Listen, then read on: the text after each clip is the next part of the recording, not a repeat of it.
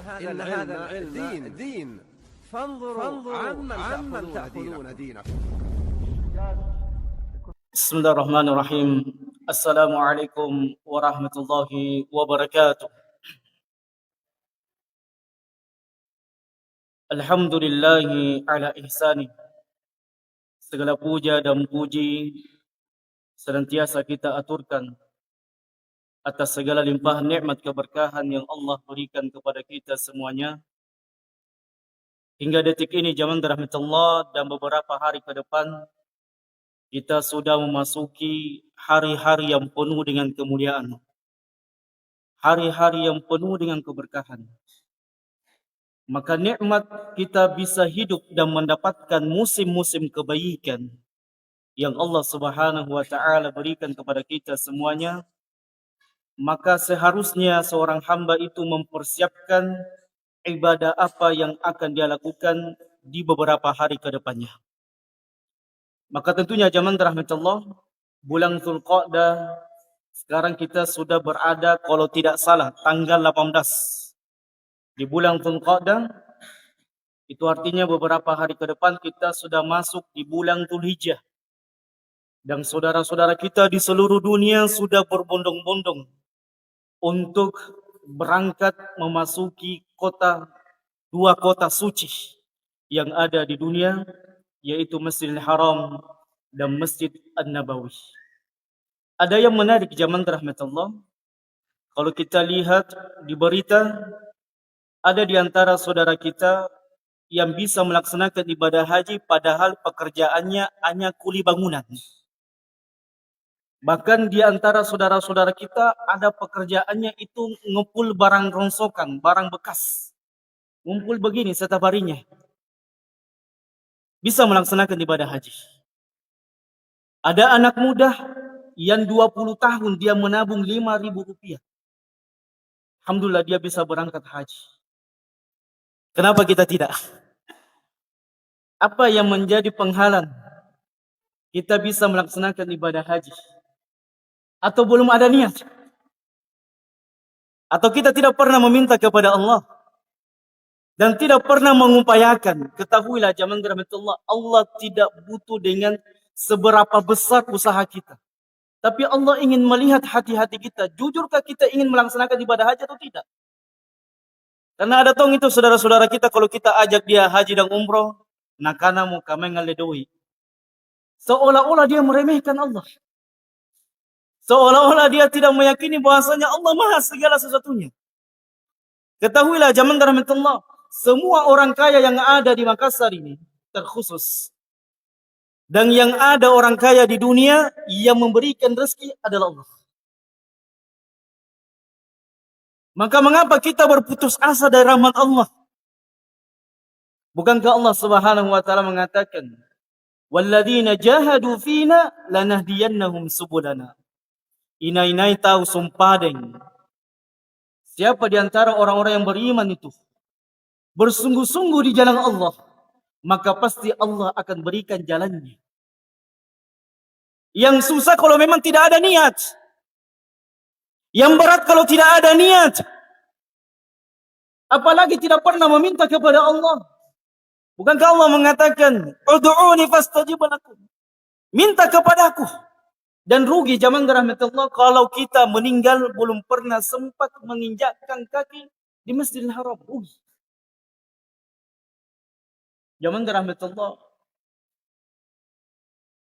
Seorang muslim yang mungkin pernah menginjakkan kaki di Masjidil Haram atau Masjid Nabawi,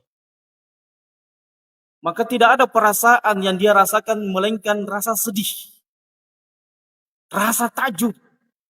Dari negeri yang tandus ini, Allah menyebarkan hidayah di seluruh dunia. Jadi kalau kita berada di Bandara Jeddah itu, sebelum kita turun di Bandara Jeddah, kita sudah melihat dari atas negeri yang tandus. Negeri yang dulu Ibrahim alaihissalatu wassalam. Dan sebentar lagi kita akan menuju merayakan Idul Adha. Melihat kebesaran Allah. Ibrahim alaihissalatu wassalam tak kalah meninggalkan anaknya dan istrinya. Hajar alaihi salam di negeri yang tandus ini. maka sedikit pun Ibrahim tidak pernah ragu dengan janji Allah. Karena kadang kita ragu dengan janji Allah. Kadang kita ragu berkurban, punna kurbanga 10 juta doiku. Punna kurbanga berapa sekarang kurban di sini? 1,8. Berapa? 1,9. Ya tergantung. Kita mesti berbeda-beda. Ada yang 1,7, ada 1,9. Sudah masuk Tommy anuna reken-reken di pulonna. Kadang kita ragu dengan berkurban. 10 juta doiku. Punna kupasul lagi berkurban kurang. Kadang kita ada keraguan zaman rahmatullah. Begitu pula kadang kita ragu untuk melaksanakan ibadah haji. Yang sekarang ibadah haji sudah menunggu 29 tahun. Memang lama zaman rahmatullah. Karena memang jamaah yang paling terbesar itu di Indonesia. Karena kita adalah satu-satunya negara yang penduduknya mayoritas kaum muslimin. Dan ada yang menarik zaman rahmatullah. Allah lewat lisannya Nabi SAW menyebutkan orang yang melaksanakan umrah tidak ada ceritanya bangkrut dan merugi. Bahkan ada sebuah kisah. Pasangan suami istri, dia rajin umrah. Dan tak kala dia berada di Masjidil Haram, dia bertekad untuk membangun masjid. Artinya tidak umrah lagi tahun depannya. Bertekad untuk membangun masjid. Tapi Masya Allah, demikianlah janji Allah. Siapa yang berinfak, berjihad di jalan Allah dengan hartanya, maka Allah akan ganti berlipat ganda. Lihat nih orang yang rajin umroh.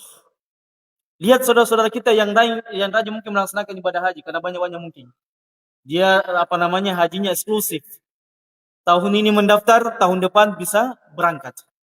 Ya dengan ratusan juta. Bismillah, zaman rahmatullah, berdoa. Dan niatkan di dalam diri kita. Mudah-mudahan kita sebelum meninggal bisa melihat Ka'bah al-Musyarrafah. Mudah-mudahan nanti sebelum kita dicabut nyawanya, kita bisa melaksanakan ibadah haji yang merupakan cita-cita kaum muslimin yang ada di dunia. Karena Nabi SAW mengatakan, Al-Hajjul Mabrur, Laisa lahul jaza illa al-jannah. Antuni kanaya ibadah haji mabrur. Apa ini kana mabrur? Makbul. Yang diterima oleh Allah. Yang tidak ada padanya uang haram. Kita laksanakan betul-betul harta daripada harta yang murni. Tidak tercampur padanya riba, kezaliman, menipu. Betul-betul dia keluarkan hartanya di jalan Allah. Dan dia ikhlas dan mengamalkan amalan sunnah. Khudhu anni manasikakum. Karena tidak boleh seseorang melaksanakan ibadah haji kecuali ada tuntunannya dari manasiknya dari Nabi SAW. Maka tidak ada balasannya bagi orang yang seperti ini kecuali jannah, surga yang dia dapatkan zaman rahmatullah. Dan kalau kita tidak bisa melaksanakan ibadah haji tahun ini, mudah-mudahan beberapa tahun ke depan, insyaallah ta'ala, nama-nama tak sudah termaktub. Tahun depan, 2 tahun depan, 3 tahun depan. Yang penting 3, zaman rahmatullah. Yang pertama, berdoa ki. Perbanyak berdoa. Karena tidak ada sesuatu yang bisa membuat perkara mustahil menjadi mudah kecuali dengan doa. Betapa banyak dengan doa zaman rahmatullah urusan yang susah menjadi mudah. Betapa banyak dengan doa, sebab doa kita berdoa kepada Allah. Angarruki apalagi mangirikaring Allah. Dan itu lebih utama. Kita berdoa dengan hati yang khusyuk. Kita hadirkan hati kita berdoa kepada Allah, meminta betul. Karena niat orang punya doa nganu ji, bawaan ji berdoa. Tapi hatinya tidak mengharapkan yang perkara tersebut. Berdoa dengan menghadirkan hati yang khusyuk. Berdoa menghadirkan pikiran. Ya Rabb, sebelum kau cabut nyawa saya nanti, izinkan saya untuk bisa melaksanakan ibadah haji sebelum saya meninggal. Berdoa zaman terhadap. Apa susahnya berdoa? Dan Allah mencintai hambanya yang suka meminta. Semakin kita meminta, Allah semakin cinta.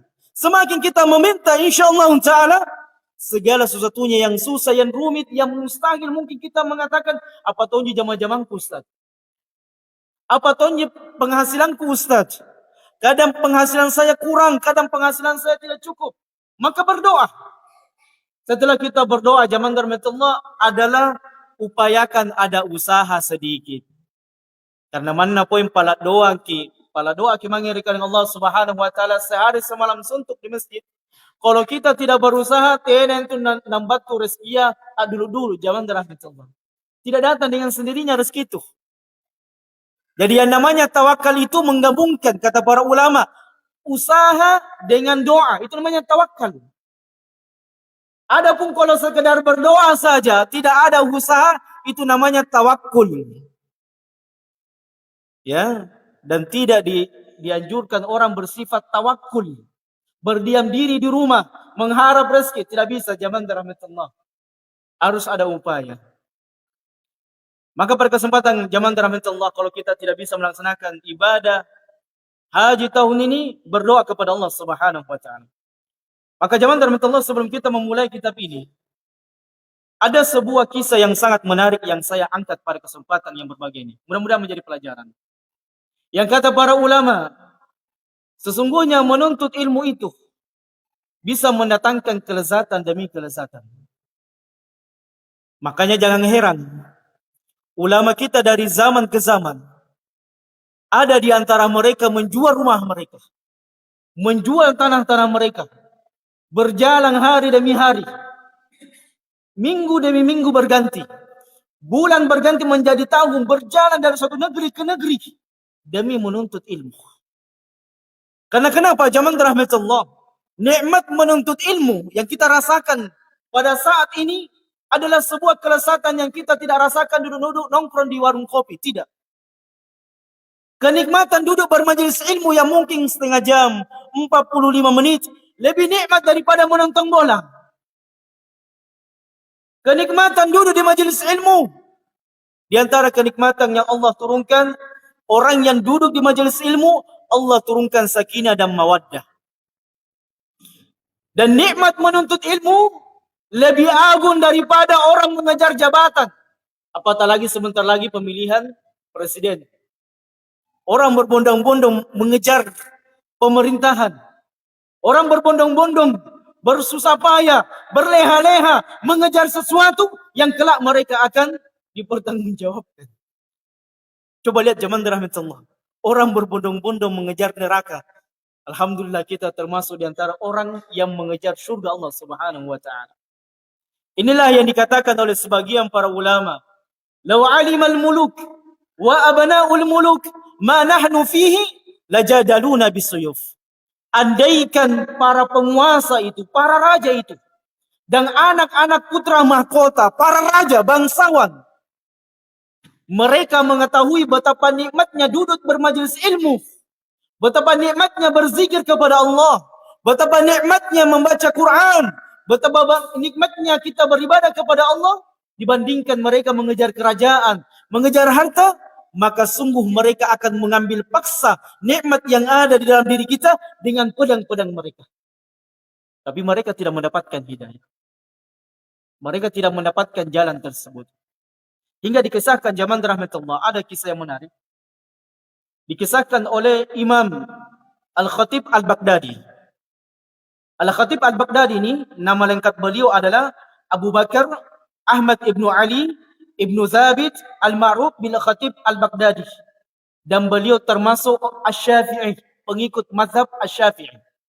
Jadi dahulu para ulama itu disandarkan mazhabnya di akhir namanya. Asy-Syafi'i, Hambali, Maliki, dan seterusnya. Kata Al-Khatib Al-Baghdadi, dengan sanad yang dia riwayatkan.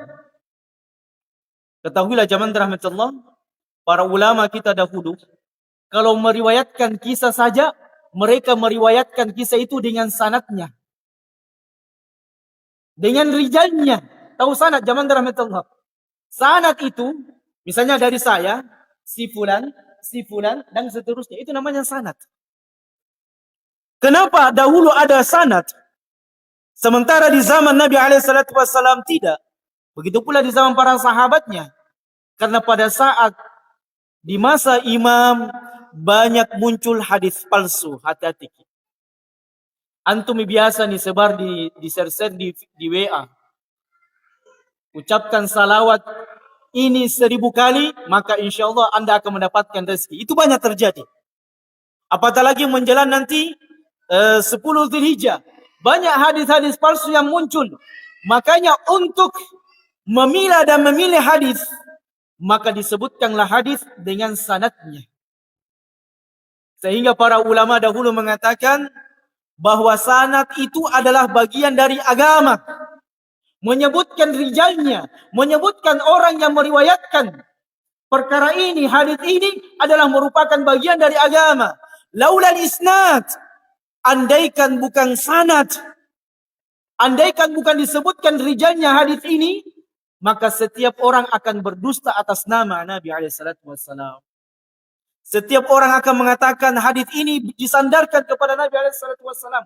Dan hati-hati, orang yang mengatakan sebuah hadis disandarkan kepada Nabi SAW.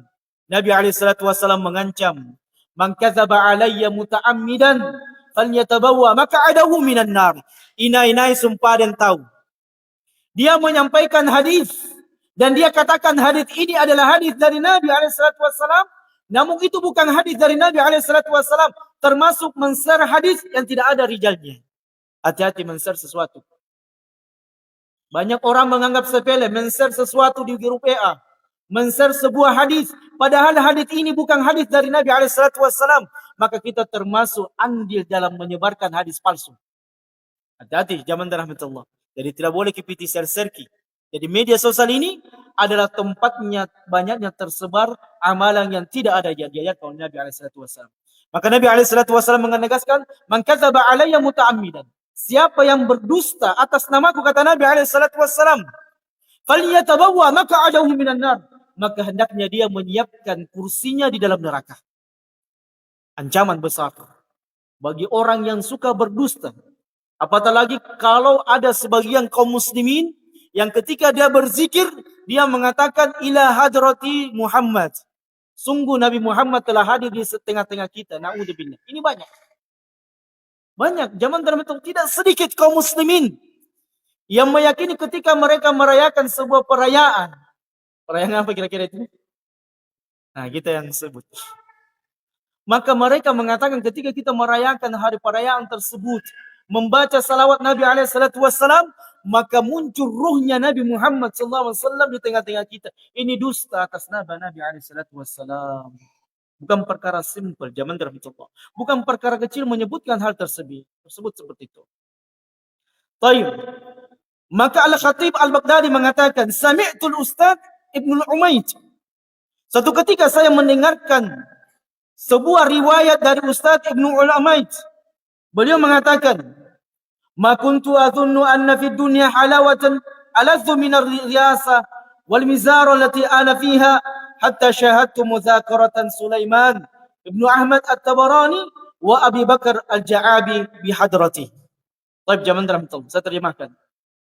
Saya dahulu mengira tidak ada sesuatu yang paling nikmat yang saya rasakan kecuali saya mendapatkan jabatan dan kepemimpinan. Karena memang umumnya manusia gila jabatan. Jangankan jabatan gubernur, jabatan RW saja dengan RT kadang si bunuh-bunuh tahu. Kadang si baji-baji. Memang jabatan zaman rahmatullah ini adalah perkara yang sangat kadang putus silaturahmi. Berbeda partai, berbeda pilihan, kadang kita putus silaturahmi. Inilah musibah di antara musibah orang ketika memilih pemimpinnya. Maka kata Al-Ustaz Ibnul Umaid, "Aku dahulu mengira nikmat yang paling besar yang aku rasakan adalah mendapatkan jabatan. Sampai saya pernah melihat perdebatan antara Sulaiman Ibnu Ahmad At-Tabarani, Imam At-Tabarani, begitu pula dengan Abi Bakar Al-Ja'abi. Jadi dua imam ini adalah dua imam yang besar di zamannya. Dan dia berada di tabaqat ke-20, kalau saya tidak salah. Tingkatan yang ke-20. Coba lihat zaman rahmatullah. Jadi para ulama dahulu itu menyebutkan silsilahnya dari sifulan-sifulan sampai kepada Nabi SAW. Inilah kecerdasan para ulama kita dahulu sampai sekarang. Dan kemudian zaman rahmatullah. Sampai kemudian Imam At-Tabarani ini disebutkan, beliau adalah orang yang kuat hafalannya. Sampai-sampai Imam Al-Ja'abi kewalahan menghadapi Imam At-Tabarani. Jadi mereka berdebat.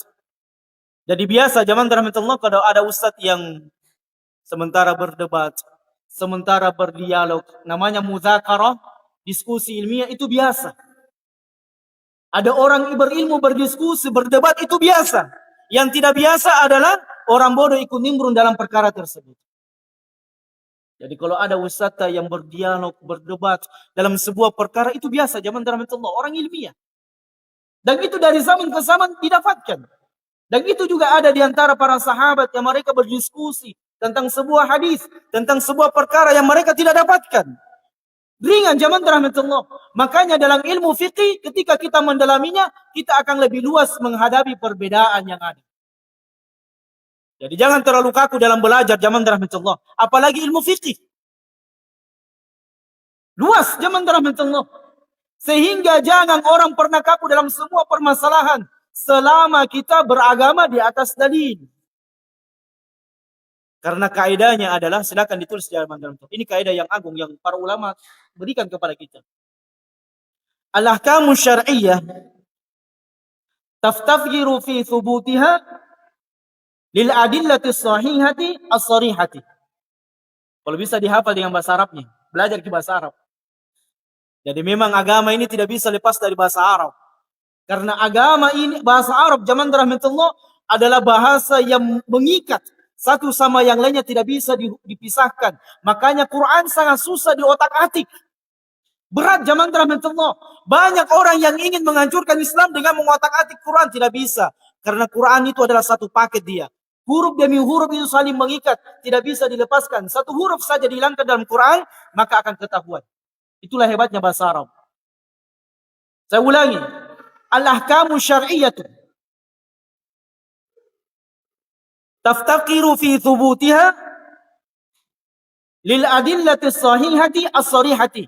Ini dalil kata para ulama, kaidah ini adalah kaidah yang agung yang mencakup semua amalan fikih kita. Jadi jangan dilupa zaman rahmatullah. Saya terjemahkan. Al-ahkamu syar'iyyatu, semua hukum-hukum syariat. Jadi ibadah apapun itu kita lakukan. Mau yang wajib, mau yang sunnah, termasuk juga larangan. Karena banyak di antara manusia suka melarang-larang sesuatu, tapi tidak ada dalilnya. Nah, maka masuk semuanya al-ahkamu syariah. Semua hukum-hukum syariat yang kita jalankan, yang kita baca dalam kitab, yang kita amalkan, maka ini pondasinya kaidah ini. Saya ulang lagi, al-ahkamu syariah, hukum-hukum syariat, taftaqiru fi thubutiha, maka itu membutuhkan lil adillati sahihati as-sarihati, dalil yang sahih dan dalil yang jelas.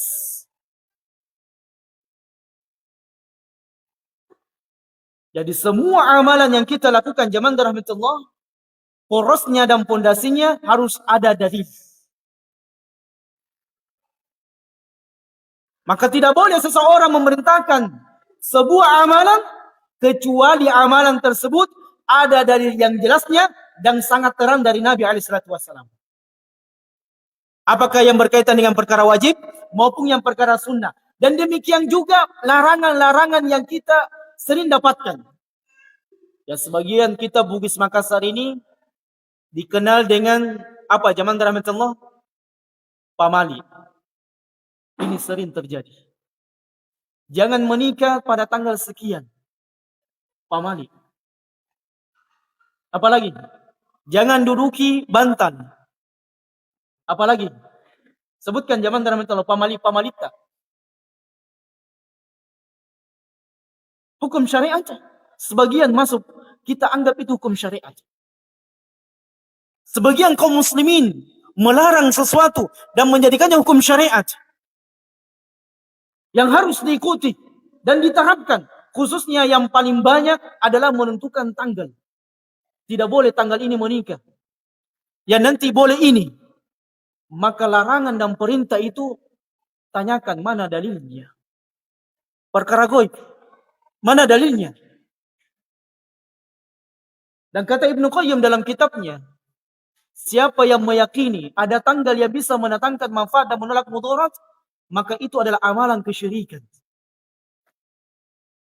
Hati-hati zaman rahmatullah. Makanya inilah pentingnya orang belajar. Tidak ada gunanya sembahyang yang kita lakukan kalau masih kita yakini ada tanggal baik, ada tanggal buruk. Tidak ada nilainya solat. Tidak ada nilainya haji kita. Tidak ada nilainya semua sedekah kita. Kalau semua amalan kita diawali dengan kesyirikan kepada Allah Subhanahu wa taala.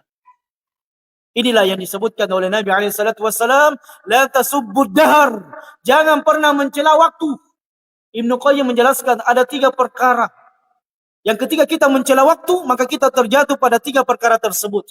Dan yang paling besar adalah ketika kita mencela waktu, mengatakan ada waktu yang sial, ada hari yang tidak baik, ada hari yang mendatangkan kebaikan, maka sama kita mengatakan bahwasanya hari itu bisa mendatangkan manfaat dan bisa mendatangkan mudarat, maka ini syirik.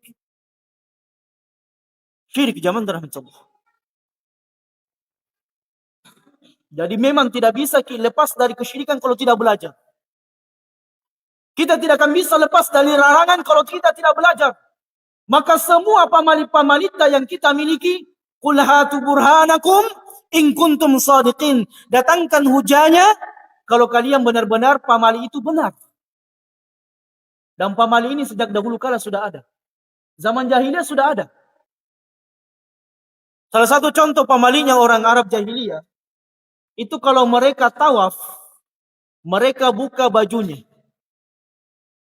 Yang disebutkan oleh para ulama, adapun perempuannya, karena mereka yakini jangan sampai di pakaian mereka ada benda haram, jadi mereka juga tawaf.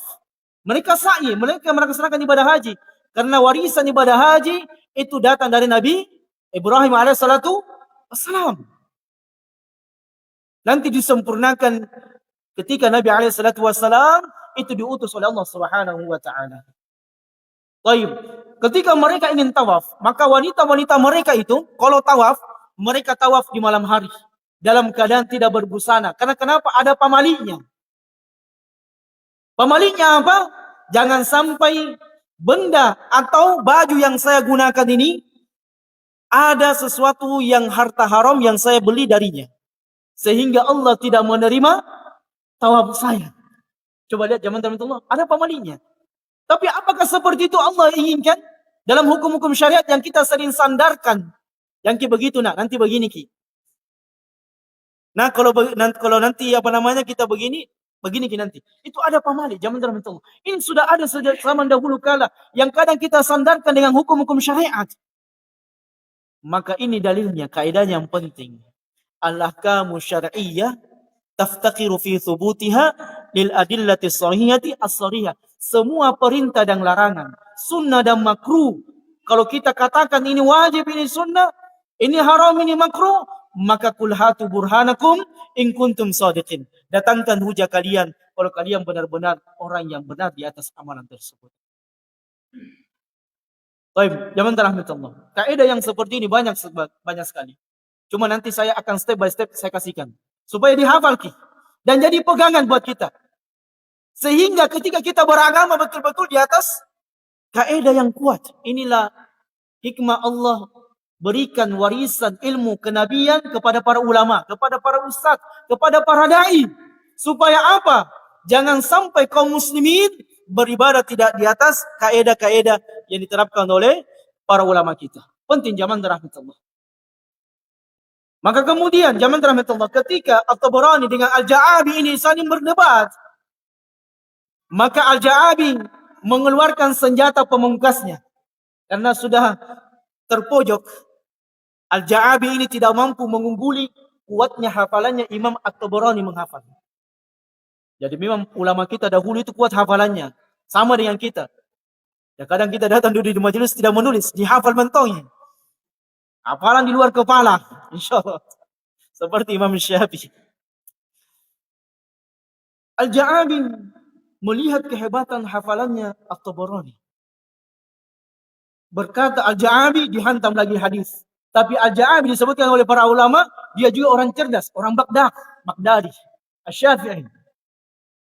Jadi ketika At-Tabarani ini mengeluarkan dalil, Al-Ja'abi mengelak dengan pendapatnya yang kuat. Saling berdialog. Sampai-sampai kata Ustaz sahabat tadi, Al-Umaydi ini mengatakan, sampai-sampai di keduanya ini hampir saling mengarahkan dan suaranya terangkat. Dua singa bertarung, itu tidak mengapa. Yang bahaya kalau orang bodoh bertarung. berdebat argumen, sama-sama piti kanak-kanak, piti holo-holoi, saling menyesatkan. Kalau orang berilmu berdialog itu wajar. Kalau para ulama berdialog ilmiah itu wajar. Seperti diantaranya Imam At-Tuwaijiri dengan Syekh Albani rahimahullah. Yang mereka saling membantah apakah cadar itu wajib atau tidak. Mereka berdialog lewat kitab-kitab mereka, lewat diskusi-diskusi mereka. Mereka berdialog ilmiah. Pendalilan-pendalilan nanti kita akan sebutkan. Bagaimana arah-arah pendalilan para ulama itu, kenapa harus ada perbedaan pendapat. Tapi ketika mereka berdialog, kata Imam Syafi'i, tidak mengapa otak kita keras. Artinya kita berdialog, tapi hati harus tetap sejuk dirangkai dengan ukhuwatul islamiyah. Jadi kalau inilah zaman rahmatullah kata para ulama, ambil dari ulama itu ilmunya dan akhlaknya. Kata pun nasibaji maki berdialog maki baku bombe maki setahun. Kita belum cocok berilmu ini. Kita sudah ada perbedaan sedikit, antum bukan ahli sunnah, antum na'udzubillah. Selama dia di atas dalil Quran dan sunnah, mereka ahli sunnah, saudara-saudara kita. Hatta orang-orang awamnya kaum muslimin itu ahli sunnah. Karena mengeluarkan ahli sunnah berarti Anda mengeluarkan Islam. Sebagaimana Imam Al-Barbahari mengatakan, al-Islamu sunnah, sunnah al-Islam. Dikatakan Islam itu sunnah. Dan sunnah adalah Islam. Tidak bisa dipisahkan. Kalau Anda mengeluarkan seseorang dari ahli sunnah, berarti Anda mengeluarkan mereka dari Islam. Coba lihat zaman rahmatullah. Betapa seringnya kita melakukan perkataan dan perbuatan bodoh. Istighfar. Inilah kalau kita ilmu tak baru sabuk putih. Sudah piti amba-ambaki. Memang begitu. Kadang saya kalau ajar sabuk putih itu Masya Allah selalu mau berkelahi. Memang begitu zaman rahmatullah. Oleh karenanya para ulama semakin tinggi ilmunya semakin wara, semakin tawaddu. Semakin berlapang dada mereka menghadapi khilaf di antara para ulama. Baik, saya singkat ya, teman-teman. Ini baru mukaddimah, belum masuk di matangnya. Tidak mengapa. Kaidah yang sedikit saya kasih, tapi antum bisa nancap, bisa kuat, bisa nantinya memfilter. Difilter ki, karena agama ini banyak rusak. Banyak orang melakukan kesyirikan atas nama Islam. Banyak orang melakukan amalan bid'ah atas nama Islam. Semuanya atas nama Islam, tapi dinilai, ditimbang dengan kaidah ini. Oh, minta maaf lahir dan batin. Ini penting zaman rahmatullah. Kaidah-kaidah yang agung ini para ulama memberikan kepada kita untuk mempertahankan agama yang murni. Karena biasa toki lihat ada kemarin yang pirang-pirangan jo.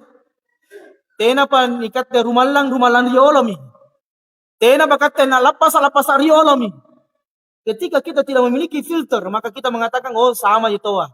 Oh benar tahu, tidak bisa, tidak. Zaman rahmatullah harus ada filter, harus ada kaidah yang mendukung semua amalan kita. Baik, zaman rahmatullah. Sampai kemudian Al-Ja'abi ini mengeluarkan senjata pamungkasnya. Dia mengatakan, wahai At-Tabarani, saya punya hadis yang tidak ada sanadnya, tidak ada orang yang bisa menyebutkannya di dunia ini kecuali saya. Ini kata siapa? Al-Ja'abi. Masyhur riwayatnya zaman rahmatullah, diriwayatkan oleh para ulama. Kata At-Tabarani yang kuat hadisnya, yang semua ulama hadis kadang merujuk kepada Imam At-Tabarani. Kuatnya hafalannya beserta dengan sanadnya. Apa kata At-Tabarani? Sebutkan samu rijalakum, sebutkan rijalmu. Ina mintu riwayatkan hadismu munafore kamma. Tidak ada yang meriwayatkan hadismu kecuali kau. Sebutkan. Kemudian At-Tabarani Al-Ja'abi mengatakan, kemudian dia menyebutkan hadisnya. Akhbarana Abu Khalifah. Coba simak zaman rahmatullah. Akhbarana Abu Khalifah. Al-Ja'abi mengatakan telah menyampaikan kepadaku Abu Khalifah, berarti gurunya. Dia mengambil hadis ini dari mana? Abu Khalifah. Baik. Kemudian akhbarana Sulaiman ibnu Ayyub. Abu Khalifah mengambil dari siapa? Dari siapa zaman rahmatullah yang kedua ini? Sulaiman ibnu Ayyub. Dan menyebutkan hadisnya kemudian Al-Ja'abi. Apa kata At-Tabarani? Nuis senjin tuantu orang yang kedua ya. Kau tahu Abu Khalifah ngambil dari mana? Kata At-Tabarani, sayalah Sulaiman ibnu Ayyub. Gurumu ambil hadis dari saya. Coba lihat zaman rahmatullah. Bagaimana para ulama dahulu itu, saking hebatnya riwayat-riwayat mereka, satu sama yang lainnya, sampai ada yang berjalan berbulan-bulan untuk mengambil satu hadis dengan sanad-sanadnya. Dan termasuk guru kita di Makassar ini, yang mengambil hadis dengan sanadnya, Ustaz Zulkarnain. InsyaAllah. Hafizallahu ta'ala anhu warahmah. Itu tidak mudah zaman rahmatullah. Dengan sanadnya, dengan rijalnya, kita riwayatkan hadis itu. Itu kemuliaan. Sampai-sampai Ibnul Umayyad ini mengatakan, wawaditu fi makani. Saya mengharap semua kerajaan, kekuasaan, jabatan yang saya sandang ini hilang dariku, dan saya mendapatkan ilmu yang sebagaimana didapatkan Imam At-Tabarani. Ambil semua kekayaan saya. Ambil semua jabatan saya. Karena sesungguhnya zaman rahmatullah, kebahagiaan orang beriman itu adalah kelak nanti di padang mahsyar, ketika kita diberikan catatan kebaikan kita dan semua usaha kita di dalam berjalan di atas agama Allah Subhanahu wa taala. Inilah yang dikatakan oleh seorang penyair, ajibtu lil insani fi fakhri. Aku heran manusia itu berbangga dengan apa dia banggakan. Apa yang kita banggakan zaman rahmatullah? Harta kita, mobil kita, jabatan kita. Ajibtu lil insani fi fakhri wa huwa ghadan fi ghawri. Padahal besok mereka masuk di kuburnya. Apa yang kita banggakan zaman rahmatullah? Tanata, sawata, rumata. Tidak ada yang kita banggakan di dunia ini, karena semuanya akan kembali menjadi kubur. Semuanya akan menyatu dengan tanah. Semuanya kullu 'alaiha fan. Apa yang kita banggakan zaman rahmatullah? La fakhra illa fakhru ahli tuqa ghadan idza dammahul masyaru. Tidak ada kebanggaan bagi seorang muslim kecuali kebanggaan nanti pada hari kiamat kelak dengan ketakwaan yang kita bawa di hari kiamat. Inilah yang Allah katakan, wa tazawwadu fa inna khairaz zadi taqwa. Abokong ko kenang. Berbekallah wahai manusia, na antu si baji-baji bokong untuk meninggalkan dunia ini menuju hari esok adalah ketakwaan kepada Allah Subhanahu wa taala. Sampai jam berapa ini? Mana panitia? Sampai jam berapa Ustaz? Lagi berapa menit?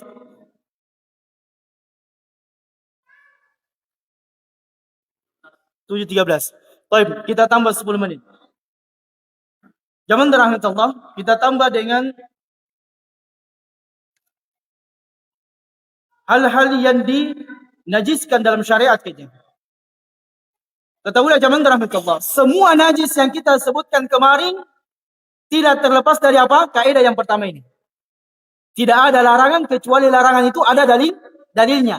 Jadi semua kita sebutkan kencing, bera, haid, kemudian bangkai yang tidak dimakan dagingnya, jilatan anjing, kemudian daging babi, bukan pitik anak-anak ini kita. Bukan istilahnya dari saya. Bukan dari para ulama, bukan dari perkataan Abu Hanifah, Imam Malik, Imam Syafi'i, Imam Ahmad. Tapi semua larangan ini disandarkan kepada ahkam syar'iyyah taftakiru lil adillati sahihati as-sariyah, berdasarkan dengan dalil yang sahih dan yang jelas. Tidak terlepas dari itu.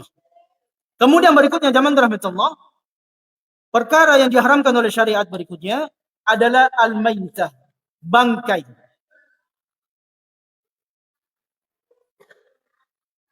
Di sini dituliskan bangkai yang dimaksud di sini adalah bangkai yang halal dimakan, tapi tidak disembelih. Misalnya niat jangan tak, nilapoi, atau sapita. Yang harganya sapi sekarang berapa? 11 juta ya? Berapa sapita sekarang jemaah? Memang kalau kurban itu kadang pikir-pikir, tapi beli motor Masya Allah. Beli HP Masya Allah. Ya bisa semuanya. Tapi kadang kurban, memang inilah zaman rahmatullah. Kadang keimanan kita dipertaruhkan dengan perkara-perkara seperti itu. Ada ragu muncul. Jangan pergi majelis ilmu deh, bosi. Jangan ini deh. Begitu zaman rahmatullah. Padahal keyakinan inilah yang kita akan dibangkit nanti di kubur kita. Orang akan selamat di kuburnya sesuai dengan keyakinan yang dia bawa. Karena ketika kita meninggal zaman rahmatullah, napaem ko ki malaikat mungkar dan nakir. Didudukkan ki malaikat mungkar dan nakir. Ditanya keyakinan kita. Bukan semua apa yang kita miliki. Ditanya yang di dalam hati. Makanya saya ingin tekankan, jangan pernah ragu dengan Quran dan Sunnah Nabi SAW. Bismillah.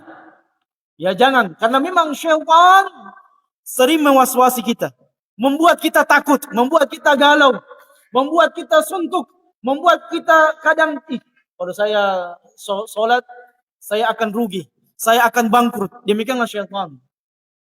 Ya kadang membisikkan dalam diri kita. Baik.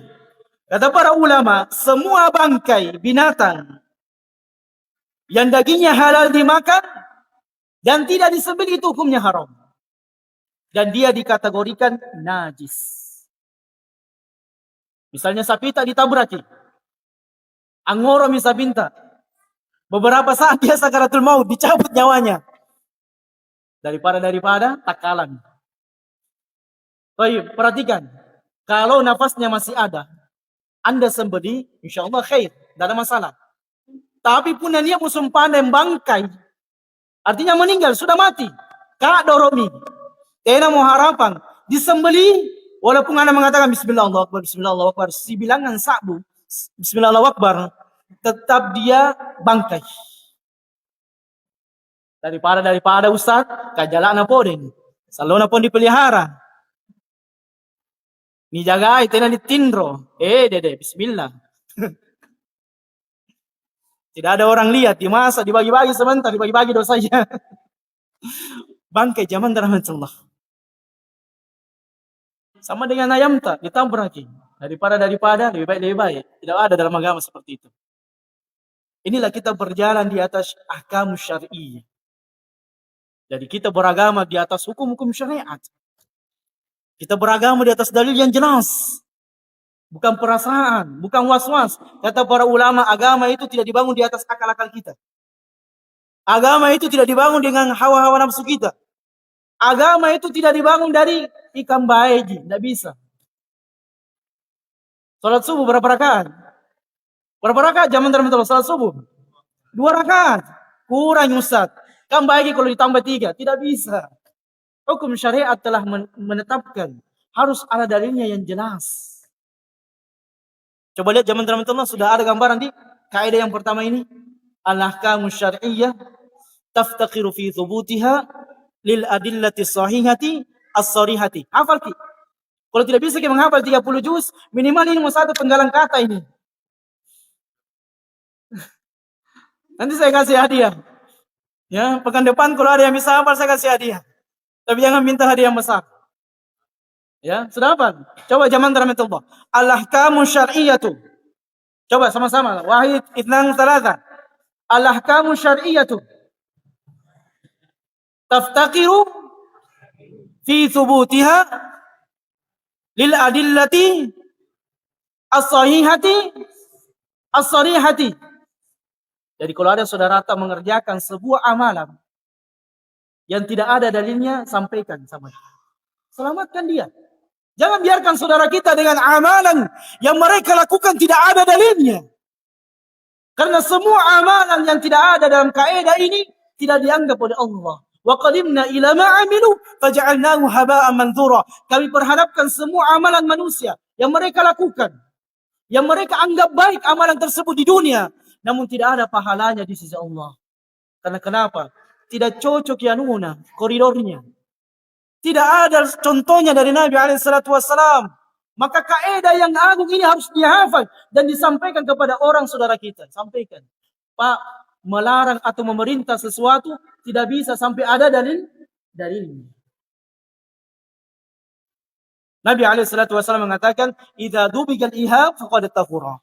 Apabila kulit telah dikeringkan, maka dia menjadi suci. Maka dia menjadi suci. Artinya apa? Kalau ada sapita meninggal, kan dia bangkai, tidak dipotong. Ustaz, sia-sia Ustaz. Ya, Anda boleh ambil kulitnya, dikeringkan, maka dia menjadi suci kembali. Tapi dagingnya tidak boleh dikondro.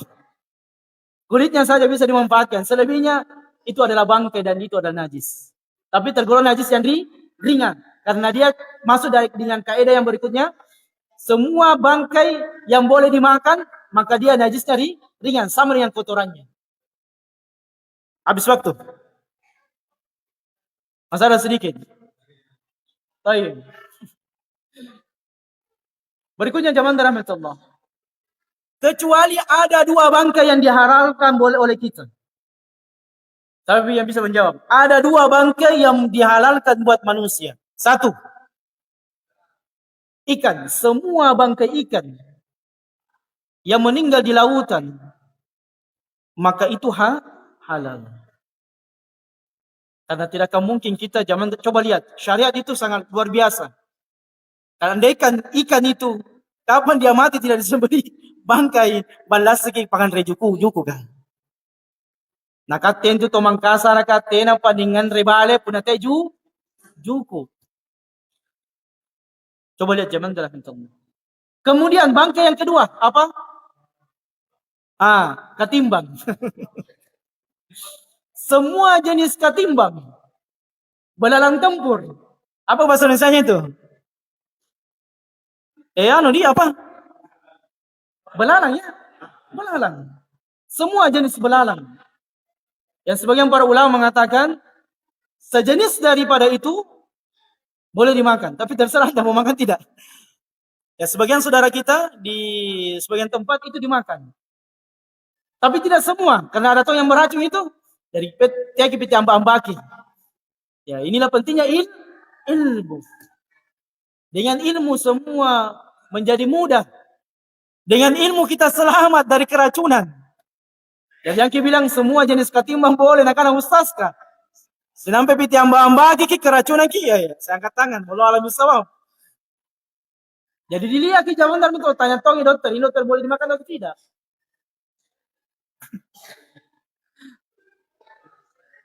Baik, yang terakhir. Darah yang dibolehkan. Di sini ada hadis yang disebutkan oleh para ulama. Jadi bukan perkataan para ulamanya, semua merujuk kepada hadis. Disebutkan dalam sebuah hadis yang diriwayatkan oleh Ibnu Majah dan yang lainnya. Bahwasanya Nabi SAW mengatakan ahallalana maitatan. Allah telah menghalalkan buat kita dua bangkai. Yang pertama bangkai ikan, kedua yang adalah bangkai belalang. Ammal maitatan, adapun bangkai, dua bangkai dihalalkan, fal hawt wal jarat, yaitu ikan dan belalang. Wa amma daman fal kabdu wat tuhal. Adapun darah yang dibolehkan dimakan, baluta ya. Beda, baluta itu adalah darah yang mengalir yang dipadatkan, itu baluta. Nikmat. Istighfar kalau pernah makan. Karena ada masuk. Bangkai yang boleh dimakan adalah hati. Hatinya sapi. Ya kadang kalau kita contoh apa dimakan itulah. Yang keras-keras itu yang kayak menggumpal-gumpal itu. Kayak jeli apa namanya? Hati ya dengan paruhnya. Ya. Itu yang paling nikmat buat kita. Maka ini boleh dimakan jamaah rahmatullah. Tidak ada masalah. Karena dia bukan daman masfuhan. Darah yang mengalir. Kemudian yang terakhir yang kita sebutkan. Habis waktu ya? Baik, habis waktu. Ada yang mau bertanya? Tidak usah bertanya. Habis waktu. InsyaAllah ta'ala nanti kita akan lanjutkan jamaah rahmatullah dengan ilmu-ilmu yang diwariskan oleh para ulama buat kita semuanya. Menjadi bekal buat kita semuanya. Agar di kehidupan dunia ini kita berjalan di atas ilmu yang benar. Di atas Quran dan sunnah ala fahmi salafil ummah. Kita cukupkan dengan doa kafaratul majlis. Subhanakallahumma wa bihamdika. Asyhadu an la ilaha illa anta astaghfiruka wa atubu ilaik. Wa akhiru dawana alhamdulillahi rabbil alamin. Wassalamualaikum warahmatullahi wabarakatuh.